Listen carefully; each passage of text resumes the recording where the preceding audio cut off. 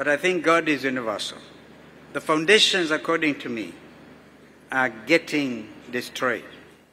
The righteous act of these two high professionals, Nancy Gathungu and Dr. Nyakango, in exposing wanton rot perpetuated by the current leadership should be celebrated. Despite threats and outright intimidation, they have stood strong and firm. Their moral conscience stays unwavering. They are, in my opinion, genuine shujas. Mashujaa wetu hao. I urge ICPAK leadership to stand with and support these two heroes who are members of your profession and give your voices to publicly condemn a dictatorship that has lost its moral authority, if ever it had one in the very first place.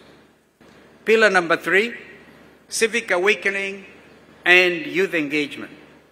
There is a civic awakening that is sweeping through our nation, and indeed actually through the continent, especially among the youth.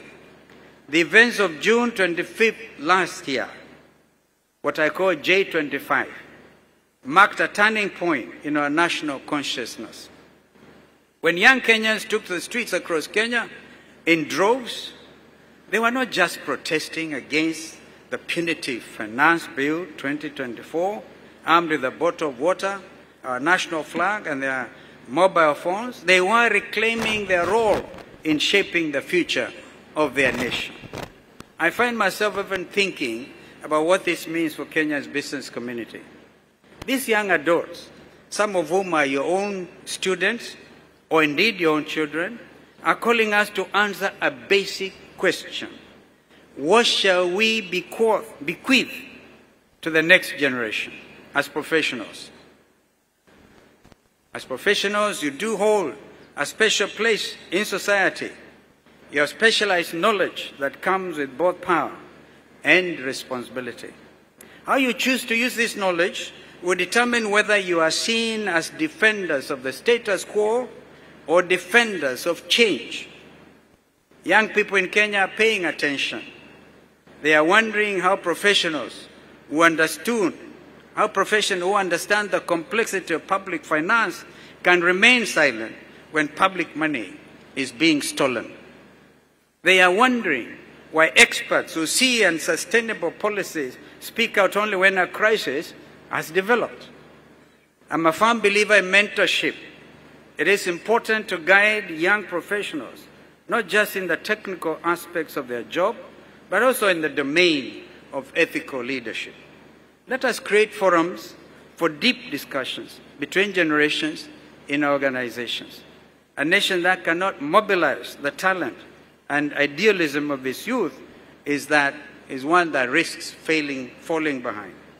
I encourage you today to step beyond professional comfort levels.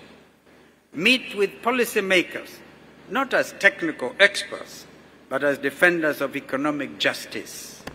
Use your analytical talent to bring into sharp focus the true costs of corruption and bad governance. Use your data analytics to provide us with an honest opinion on where existing policies are taking us. As our own Professor Kalista Juma correctly asserted, I quote, "It is not the size of resources that dictates Africa's development, but how efficiently those resources are utilized," end of quote. As professionals in accounting, you are guardians of that efficiency. Now my next thing is beyond compliance to conscience. As we near the end of the time we'll be sharing together, I challenge you to go beyond compliance to the next level of conscience. Conscious Kenyans. Utu. Compliance asks, is it legal? Where conscience asks, is it right? I also challenge you to take on 4 specific commitments. Commitment number 1, commit to being an ethical leader in your circle of influence. Where corruption exists, do not remain silent. Where power is being abused, do not stay quiet. Second commitment, take the pledge to seek change in institutions. Use your knowledge to construct structures and put in defense mechanisms to protect against exploitation. Do not stay as implementers in institutions, be transformers instead. Friends and fellow professionals, I have a question for you. Are you sure that Kenyans received nominations for purposes of reconstituting the Independent Electoral Boundaries Commission, who are representatives of your profession? I ask this question pointedly. I received some of two of your council members when I sat as a co-chair of the NATCO process at Bomas. Your voice was loud and clear. Are you taken seriously as ICPAK, as accountants, people who have knowledge about numbers, the analytics? And in my view, the next elections will have to depend on accountants to give us correct numbers. Not other professionals or lawyers like me, right? But accountants have a specific role if you are going to throw out the ghost, the ghost of election stealing and that kind of thing. You had that wonderful opportunity. I have another question for you. Why is it that none of the nominees handpicked by President William Ruto are professional members of ICPAK? Why is it? Why were the recommendations of your member, Mr. Andrew Tanui, who was one of the 9 members of the IEBC selection panel, ignored? I believe that if the opposition, which I represent truly, and the broad-based government consisting of UDA and ODM had held consultations and concurred in accordance with the National Dialogue Committee report recommendations, a nominee such as your chairman Kakai, who was on the short list of 9 recommended members of reconstituted IBC, could have been included. And he's sitting here, ignored. I believe by ignoring your chairman, your president, you are being told, Mutadu. I urge you, as a professional body, to step up and join the rising number of people who have expressed no confidence with the Ruto nominations, as well as to request a full and unfurnished accounting of the vetting process by the IEBC selection panel. Kenyans expect nothing less. Third, ladies and gentlemen, let us take a pledge to mentor the next generation. Share your knowledge and experience with the next generation of professionals and leaders. Help create paths for young professionals to develop. Recall, true legacy is not individual success, it is forward thinking and allowing the effortless passage of information. Fourth, give back to your community. Your professional acumen gives you a keen vision of the challenges facing our nation. Employ that vision in public conversation. These commitments will not always be easy to keep. There even be personal or professional repercussions for standing up for what is right and what is just. But let us remember the powerful words of Dr. Martin Luther King Jr. I quote, "The ultimate measure of a woman, a man or woman, is not where he or she stands in moments of comfort and convenience, but where he stands or she stands at times of challenge and adversity." End of quote. Ladies and gentlemen, as I conclude, I've taken the time to discuss what I truly believe is the role that professionals can play in reforming society. However, I would be doing the profession an injustice if I did not address an urgent issue that, if handled, will aid in the realization of his vision and goals. When I accepted the invitation to address this distinguished gathering of more than 4,000 professionals, Dr. Kamau shared the 5-day program with me. There were a number of senior members of the executive that were scheduled to speak with you. However, this did not materialize. They did not show up.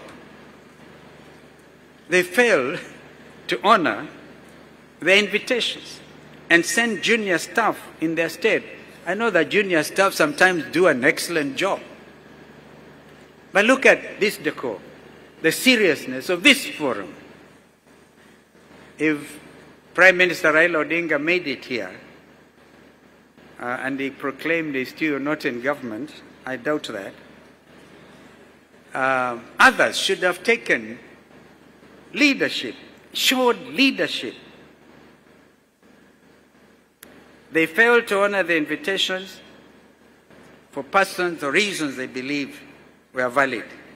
I believe this is the latest example of the growing list of Kenya Kwanza kleptocracy, lack of integrity, and indeed ineptitude. It is a reflection of their callous disregard for professionalism. So professionals in our country, please stand up and be counted. Did you know that the last general election had a very interesting statistic? About 8 million Kenyans did not show up to vote. I believe a lot of them, those who are professionals, who found it difficult to go out and queue in a primary school from 6 o'clock in the morning until 4 in the afternoon. And they sat in the comfort of their homes. You unfortunately do not vote by proxy. You got to go there and do it. I think we have to think as professionals. There are countries where voting is compulsory. I think in India, for example, voting is compulsory. It's the world's largest democracy. Think about this. Because of that, every Kenyan with a payslip is feeling the weight of that inaction. Going forward, I think every Kenyan payslip holder will be the first ones, in my view, to get out by 4 o'clock in the morning and then queue. They should have used this forum for public discussion. I'm talking about those friends too who did not show up. And therefore this cannot be, and it cannot properly be seen as a forum for the opposition. So government side, don't be scared of your own people. Come and explain to them. They should have used this forum for public discussion and involvement, carefully listening to your perspectives on the state of the nation and how to remove Kenya off the grey list. They should have sought your expert advice on how to reinforce this 41-year-old body in light of emerging trends and concerns, such as the use of technology, data analytics, and artificial intelligence, as well as dealing with money laundering and wish-washing. They should have discussed accountant empowerment. They squandered an incredible opportunity to work with you, line by line, on the Finance Bill 2025-2026, ensuring their punitive and costly errors of 2023, 2024, and 2024-2025 will not be repeated. And more importantly, that no more Kenyan lives will be lost or endangered because of exercising their constitutional rights to peaceably protest and picket. Disregarding the views of Kenyans, be it professional or students, salaried workers or mama mbogas or boda riders, ladies and gentlemen, is Kenya Kwanza's modus operandi. I can with absolute authority assure you, assembled here at the Pride Inn or online, that the next administration will not, and I repeat, will not treat professional associations, professionals, and indeed all Kenyans in this shocking disregard. I have no doubt that the next administration will be led by a member of a professional institution, the first in our history, a person of the highest integrity a Kenyan whose commitment to the rule of law is unwavering and whose resume is a clear roadmap of their dedicated and steadfast service in the public interest. Do you suspect I'm talking about myself? I leave that on to you. As I end my address, I would like you to ask yourself and the man or woman sitting next to you or beside you, whether you have the will to make a difference. When generations look ahead and reflect on this moment of choice in our history, let them remember that when Kenya was at a crossroads, its professionals opted for change over the path of least resistance. Let them understand that accountants are not just number crunchers. They were the guardians of public faith. Let them understand that this generation of professionals did not just construct careers. They helped reshape a failing nation into a transformed, ethically guided economic powerhouse that is internationally respected and admired, as well as benchmarked against and indeed worthy of the new cliche, and I end quote, there is the African continent, and then there is Kenya. Have you heard that lately? I agree, Dr. Wale, you cannot benchmark mediocrity. The world is benchmarking Kenyans. I repeat, there is the African continent, and then there is Kenya. God bless you, and God bless our Republic, Kenya. I thank you.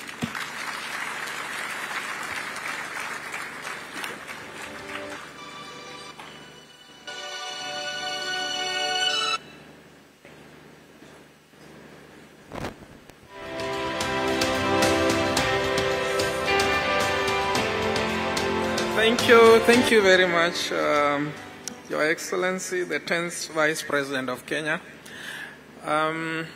Let's give him a round of applause. Everywhere, online, Pride in 1, Pride in 2, and Sarova. Now we have come to a stage where we need to interrogate his speech. And I would want us to get a few questions because of time. So we'll get 2 from each venue, and then he will be able to respond to all of them. You agree that he's a professional and a member of the Law Society of Kenya, but is defending the institute, interestingly. So thank you very much. We can start with Pride in 2. Pride in 2. Pride in 2. Thank you, Chairman. Pride in 2. How many questions will you allow us? At least 2. At least, so we can do 5. Sorry. Thank you. So the first question will be from FCPA Georgina. Do we have any other? Consider balancing the Where are the gender. microphones? Okay, so FCPA Georgina, kindly go ahead. We have 2 questions. Thank you so much, Your Excellency, the former Vice President of Kenya, Honorable Stephen Kalonzo Musyoka. We have seen a lot of companies that have closed shop. Some have shifted their businesses to the neighboring countries.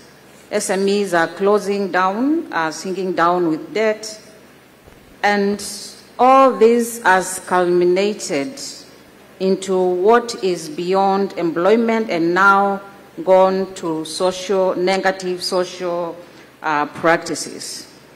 What would be the realistic ways that professionals can come into the space and be able to restore what has been lost, and specifically to be able to create avenues for job creation, and meaningful job creation, not just job creation, restore investor confidence, and above all, spur economic growth.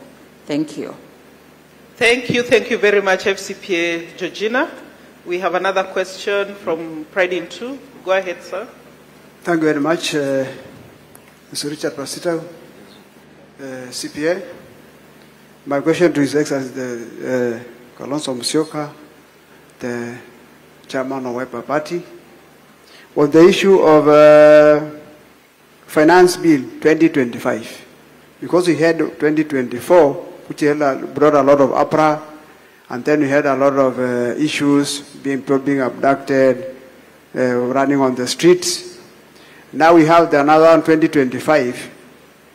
Maybe in the opposition, in the Kenya opposition, if you are involved and you are able to interrogate to see that issues which raise a lot of uproar in Kenya in 2024 are not replicated, so that we may not have the same issues as we had last year. So I think it's important we interrogate. If you're able to interrogate yourself, especially because you have representation in the both houses, National Assembly and the Senate, if they're able to interrogate the issues being raised in the items in the 2025 Finance Bill, so that they may not be replicated in the one in 2024. Thank you. Thank you very much, CPA, though you didn't introduce yourself. Richard Pasitau, CPA from Kajiado County. Thank you very much. Chair, those are the questions from Pride in 2. I give it back to you. Thank you very much, CPA Rispa. Pride in 1. CPA yes, Oli. Chair, thank you. Pride in 1, we are ready. We have 2 questions. I will start with the lady.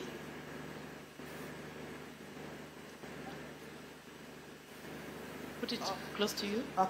Good morning, accountants. My name is Pieros Mukabi. I work for the tea sector. I would like to thank our former Vice President for the key highlights and also call for accountants to step up. I have an appeal or a question. Kenya is number 3rd in the world in tea producing, and it plays a big role in foreign exchange in our country.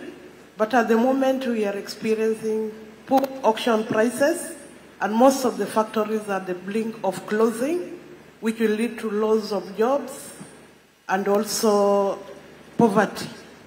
My question to the former Vice President, what are you doing as opposition, especially now that Sudan has banned our sale of tea to their country, and there are a lot of containers in Mombasa? Has opposition made their voices in both houses and also done enough to safeguard the tea sector? Thank you. Thank you. The second question, we have a gentleman. Thank you. My name is CP Robert. My question to His Excellency is about Vision 2030. His Excellency had the privilege of being in the administration that crafted Vision 2030. We are coming to the end of Vision 2030, where there are some goals that have been attained. There are some key ones, for example, becoming a middle-income country, that have not been attained. So there are lessons learned as to what we did right and what we did not do right.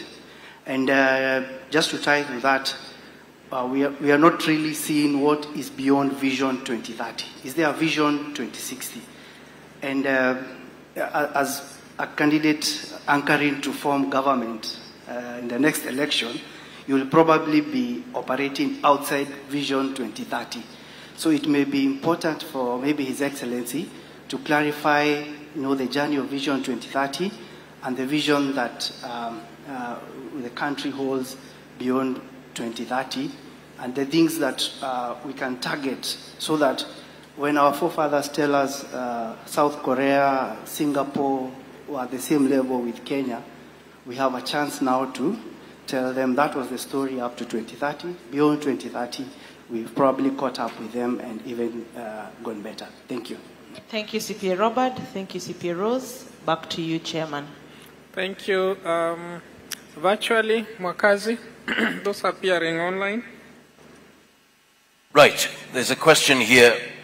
What is your proposed plan for Kenya's tax policy to restore purchasing power to Kenyans? What are the top 5 executive orders you would prioritize if you were to be the president-elect? Okay. You can repeat the first one, I think. The first one, what is your proposed plan for Kenya's tax policy to restore purchasing power to Kenyans? And what are the top 5 executive orders you would prioritize? Thank you. We can now have Sarova, 2 questions. Where is the mic? The mic. Who has the mic?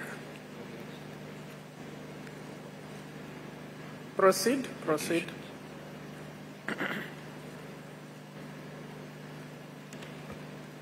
My name is CPA Albert Mutia Mailu, and my question is both to my party leader, Honorable Kalonzo Musyoka, and my senator, Bwana Wambua, who is here.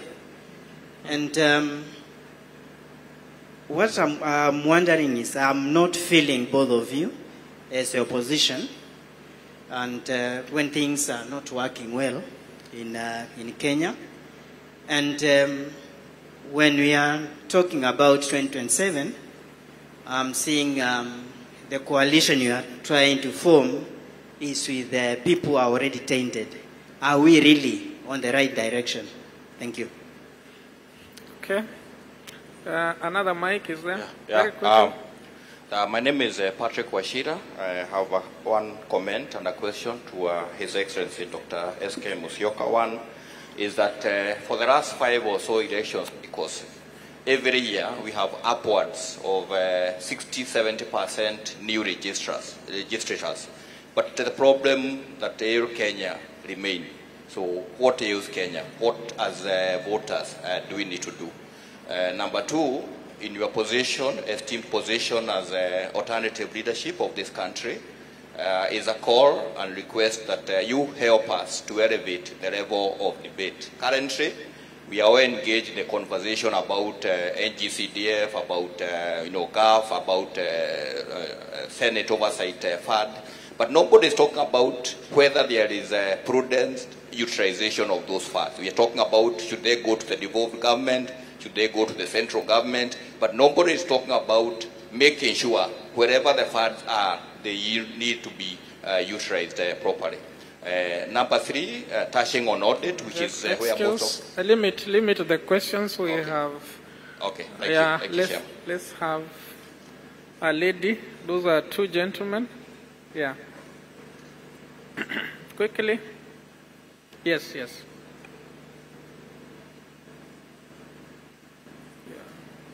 The mic is not on. My name is CPA Catherine Juma, and looking at Kenya, we have a government that is very expensive. We saw the original 21 districts divided into 47 counties, and so many other things, positions came in with that during the constitution that is now over 10 years old. I want to hear, Your Excellency, your opinion on whether the voices of the accountants were heard as far as the cost of delivery that government is concerned. Because we heard the legal mind, the lawyers were very vocal, and the political class. Would you, in your opinion, as a politician, say that the accountants were heard, or did we keep quiet? And are we doing anything to change how this country is governed as far as cost of delivery is concerned? Thank you. Okay. Finally here, those a lady. I think we are done.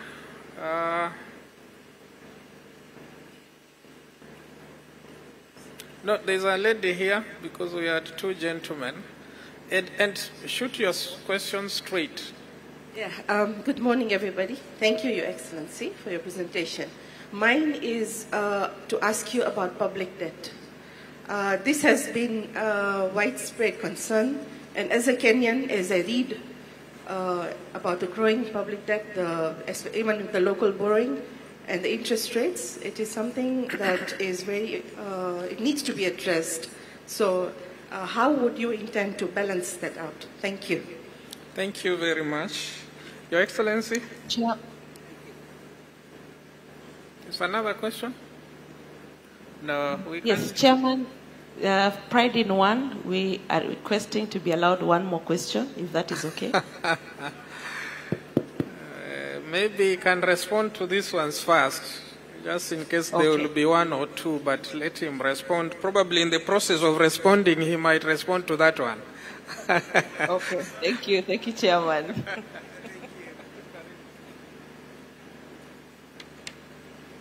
Well, there are quite a number of questions, a handful, very useful questions.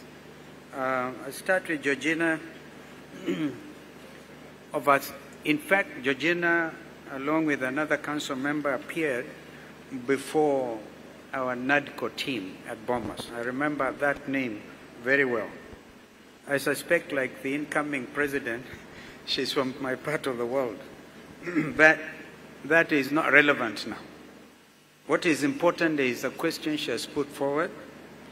We had then, and that's about 2 years now, over 6,000 companies, Kenyan companies, were translocating to Tanzania, to Uganda. I'm not quite sure how many were translocating to Rwanda and Burundi, but those two countries specifically, over 6,000 Kenyan companies, because of the high levels of taxation, those companies translocated. That actually effectively meant those jobs went across our borders.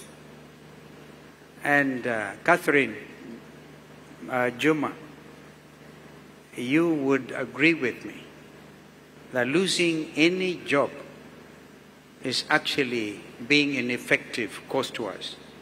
Because these are the young people who are crying out for their country. They cannot get their jobs back. Therefore, Georgina, the creation of jobs will be a priority in the coming administration. And I think I can link that up with the question that the gentleman asked online. I think it was Mwakazi. What are the 5 issues, executive orders you would issue if you are to become the next leader? And I want to tell you, I've already pronounced myself on one very explicitly. And I repeat here before professionals, do away with housing tax. That is number 1. And that will mean that erosion of the payslip is looked after. I'm thinking very strongly, having been once Minister for Education, when we advised President Kibaki then to think of free primary education. And one time, please Kenyans may have forgotten, I actually ran to be president. If I do it, it will be second time round. And my votes were stolen, were they not? Got close to 1 million votes, others were stolen. Never mind. That is history. But then I spoke very clearly about a 24-hour economy. This is time to think about. If you're going to create those jobs, Madam Georgina, we have to work like bees. We have no time to waste. Every Kenyan who is unemployed is a big problem to all of us. And then they turn violent, we call them goons. And then become ready for political leaders who have lost focus. And they believe they can buy leadership by employing goons. Look at what happened at the promulgation. I think former Deputy President Gachagua, not former deputy. Deputy President Gachagua just wanted to name his new political party. They could not even allow him. You pay goons to cause harm, possibly death to leaders. Kenyans must stand up and say, no. I, like Mahatma Gandhi, believe I believe in change which is free of bloodletting. And so we will say no to Goonism, because these unemployed Kenyans, you give them 500 shillings and tell them, stone Madam President, they would do it. We have to get our conscience back.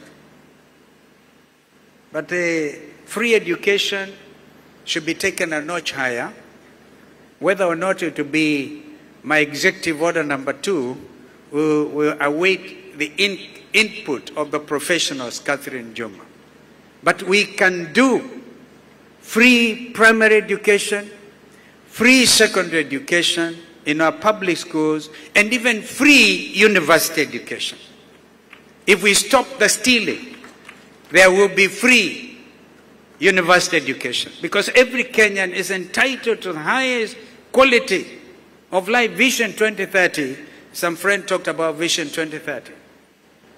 And I've seen in your printed programs, talk about medium-term planning, the 4th edition, to try to achieve the objectives we had set ourselves, given ourselves about Vision 2030. What are you hearing? Do you hear the Ruto administration 1 minute talking about Vision 2030? No. What you hear them talk about is bottom-up. Goodness. Kenyans, I think we need to go for mental checkup. All of us. Bottom-up economics. One time William Ruto thought was a student of Mwai Kibaki, was a foremost economist. Remember, as leaders, President Mwai Kibaki, when he was Minister for Finance, actually appeared in the Time magazine. That time is the most promising, one of the most promising African and world leaders. He lived to be that. You don't hear anybody talk about Vision 2030. But I can tell you, we have ongoing Vision 2030 projects that this current administration is doing nothing about, or they least care about them. I'll give you an example. A project that is supposed to produce 650 megawatts of electricity, known as the High Grand Falls Dam, should have been implemented by now. And that will add on to electricity, connectivity, and even be able to export our electricity. You know that at midnight, we receive from the Owen Falls Dam in Uganda so much. And yet this Vision 2030, which are also supposed to do entire irrigation of Tana River County all the way to Garissa counties. Nobody talks about that. Even the Mama Mbogas are forgotten. And you know, one of the things you do, like we did with President Kibaki, was to remove to zero rate the border borders. Do you know that a border today that would have cost 70,000 shillings is costing 150 shillings because of the taxation, Ruto regime? That would be another executive order. At least we have something that is helping the youth. And in terms of climate change discussions, again, I remind myself I was Minister for the Environment when Professor Wangari Maathai won the Nobel Peace Laureate Award, and I was able to take her to Norway that time to receive that award. Environment is key. And when President Ruto met with Prime Minister Sunak, I think it was, of the UK, in Sharm el-Sheikh, Egypt, they discussed this project about the High Grand Force. And what has happened since is this committee in Treasury supposed to do this. The PPPs, which are actually potentially very useful, public-private partnerships, are really being held hostage because this administration will say we want 10%, we want 10% to go to this and the other, therefore, grant standing. And this effectively means loss of jobs for Kenyans. Vision 2030, whatever remains between now and 2030, of course, need to be amended. Africa is talking about Vision 2063.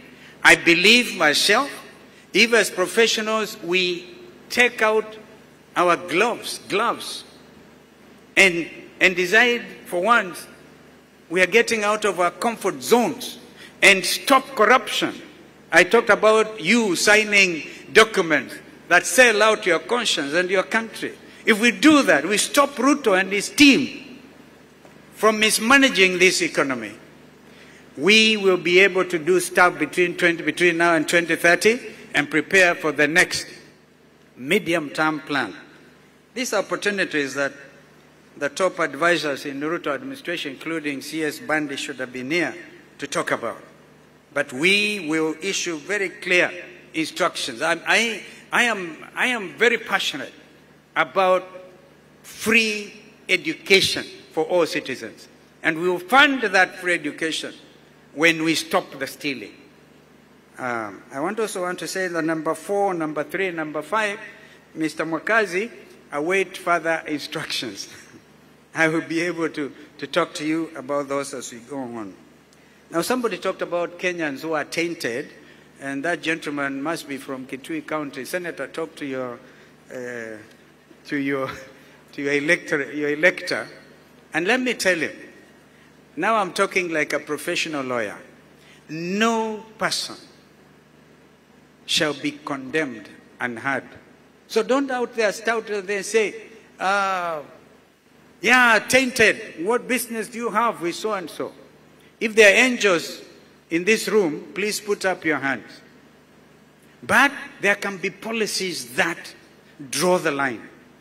We would draw the line on the sand and say, from now on, zero corruption. It can happen, my friends. Now, I'll give you an example of somebody you may think is tainted. Governor Natembeya. 2 days ago, and I gave advance notice, was haunted. Because they want to punish any dissenting voices, went out and obtained a search warrant. And with that search warrant, they carried, I'm told, this is to be verified, about 61 million shillings all the way to Trans Nzoia, to Governor Natembeya's house, to plant evidence. 61 million. Waseme amepatikana na hundi. Hundi ya 61 million shillings. Huyu mjamaa ni mwizi. What happened? The youth in Trans Nzoia, the Gen Zs in Trans Nzoia, decided, no, we will not allow this. So what did they do? They instead vandalized the Subarus, those famous Subarus. They were flat tired. And to their amazement, they found the loot. There's a village called Matisi in Trans Nzoia. Go check, Senator Ambua. That night was party time. Enjoying the 61 million evidence to be planted on Governor Natembeya. What a shame. What a shame. Well, former Minister for Agriculture, Mr. Linturi, you may say he's tainted, but he gave us assurance that he's not going to be condemned unheard. Hata beba mizigo ya watu wengine. Is going to talk to Kenyans about the fake fertilizer. Remember? Fake fertilizer. Who was responsible? Who did what? Thank you so much, brother Dr. Wale. It's good to see you. You are a survivor of heart attack. Let's give him a big applause. And thank you for standing strong for your faith.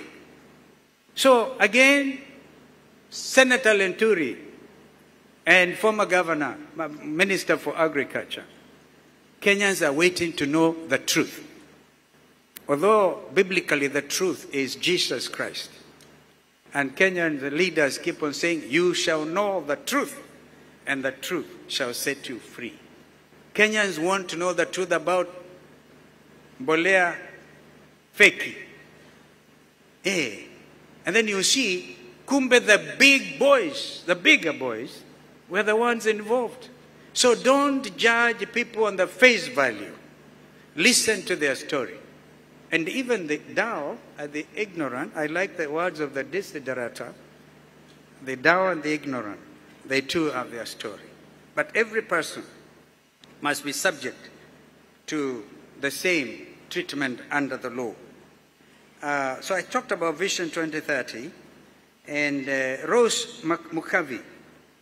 Amazing, amazing. Tea production. You know we have the tea auction here in Mombasa. Did you know that a Kenyan called Joe Kamau and his younger brother decided to be very active in the tea auction here in Mombasa.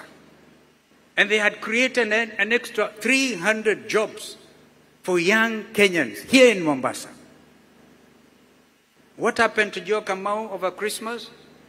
In 2024 or 2023, he was arrested, he was taken around before DCI, and they could not provide any charges.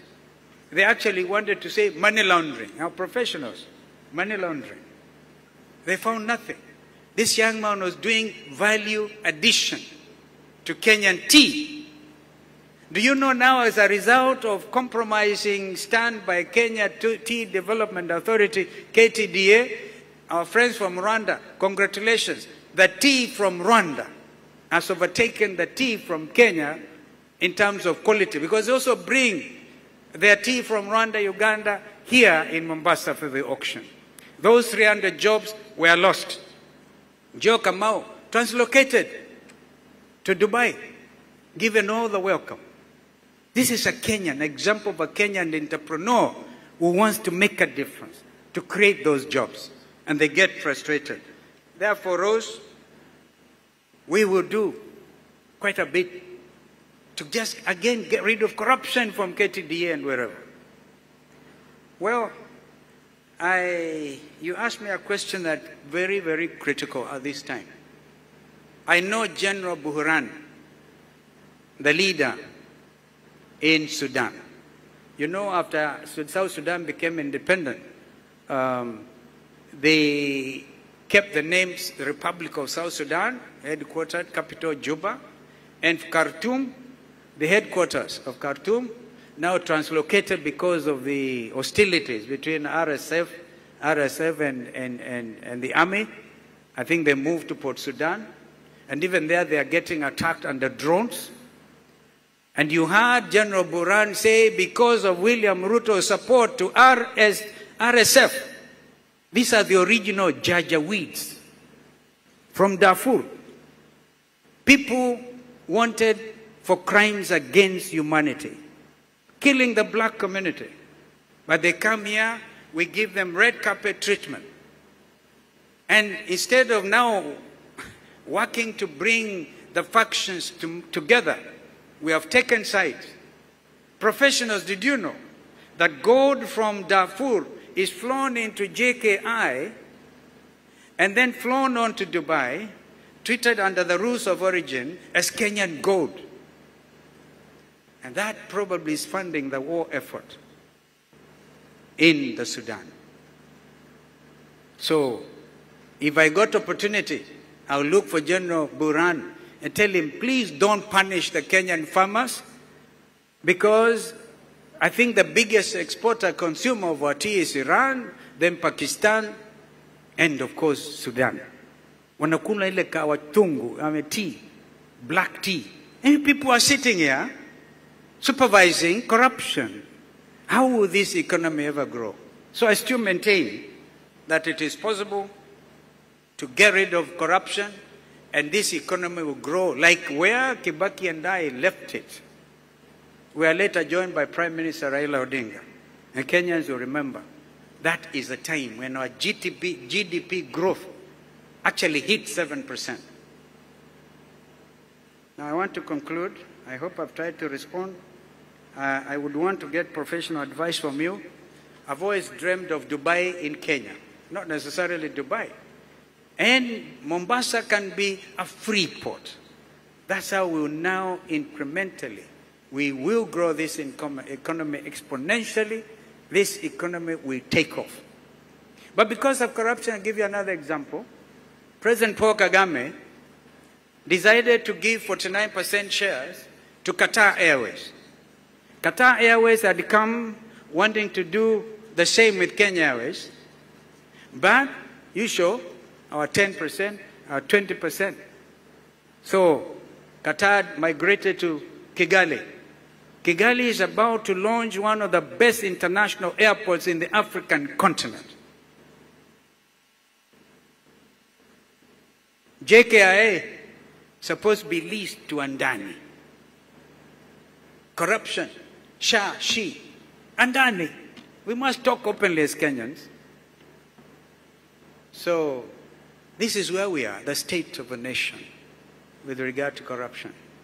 Imagine if Qatar Airways had bought the 49 shares in Kenya Airways.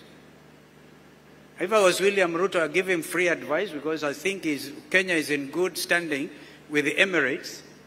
Perhaps try and convince the Emirates to do what Qatar has done in Rwanda. Perhaps our international airport will regain its name. Do you know that any Kenyan arriving from anywhere in the world, and there are many in the diaspora, wakiingia pale JKI, mizigo inawakwa XXXX, that means unalipa huyu customs pesa nyingi zaidi. Wengine wamenulia tu relatives leso moja or something. You have to pay ushuru even on that. This is an ushuru land. You pay through your nose. I think Kenyans are now the wiser. So I think I've tried to address that, Catherine. And public debt, of course, Madam, you didn't give us your name, but this public debt. Remember when William Ruto came to power, he said there was going no external borrowing, nothing. William Ruto goes to America, is given the highest honor by President Joe Biden.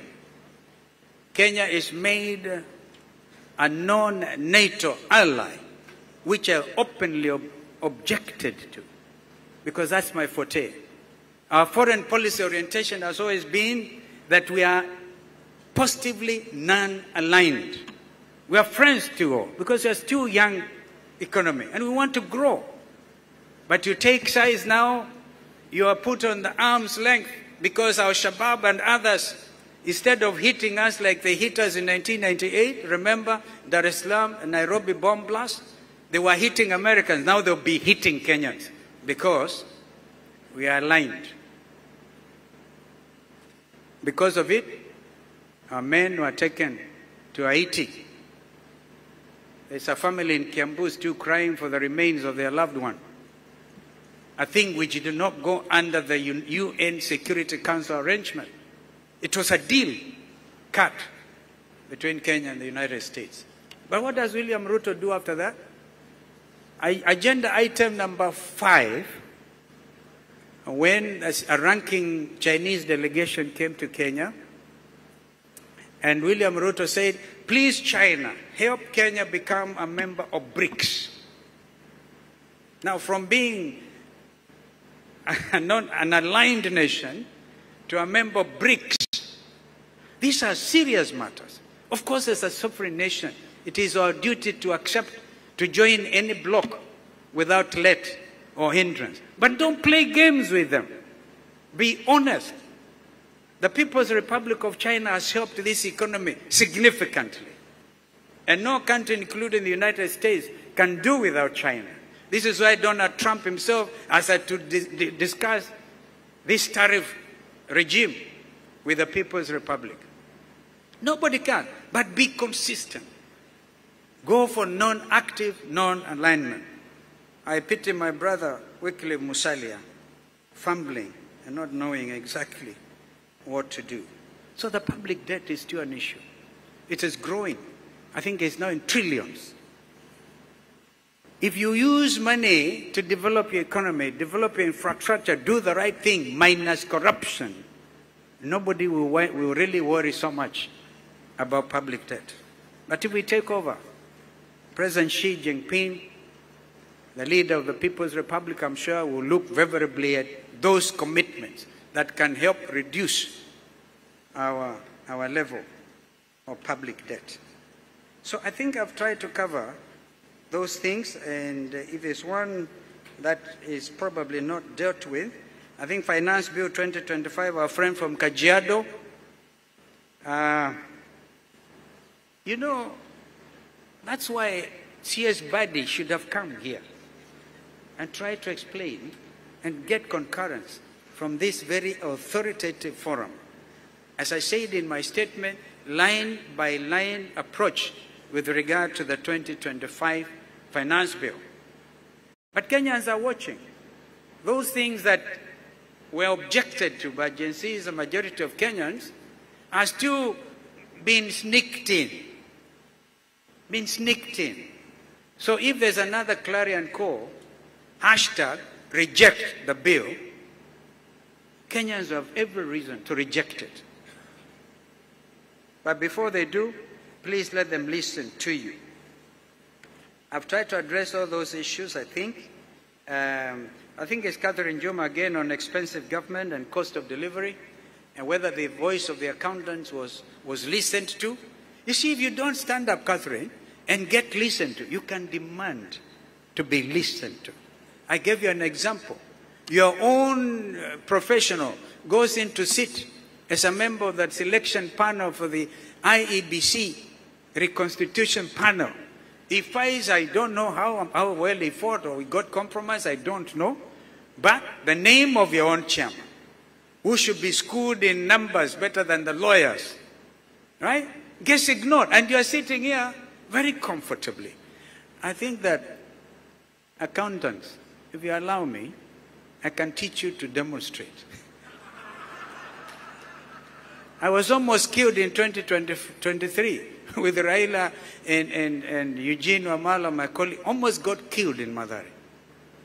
Because then we are demonstrating against the high cost of living. If you sit out there, don't think you look less of a professional by using your rights under Article 37. In fact, you'll be reinforcing. You know, this is the time, my friends, to do something for your country. Do something for your country. I saw somebody saying, I don't know whether William Ruto said, he set off for my friend Raila Odinga because Kalonzo alikuwa kichwa ngumu. Nitakuwa kichwa ngumu mpaka waende nyumbani. I thank you.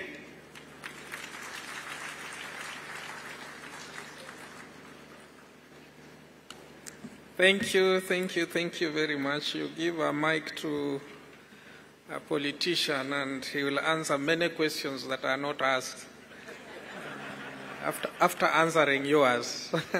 So thank you very much, CPA. Olive from Pride in One, you had a question that you, I don't know whether it has been answered. We are running a bit late on time.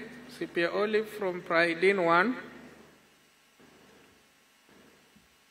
Chairman, we have one more from Pride in Two. Okay, one, because time is not on our side. CPA Rispa and CPA Olive. Proceed very quickly. Thank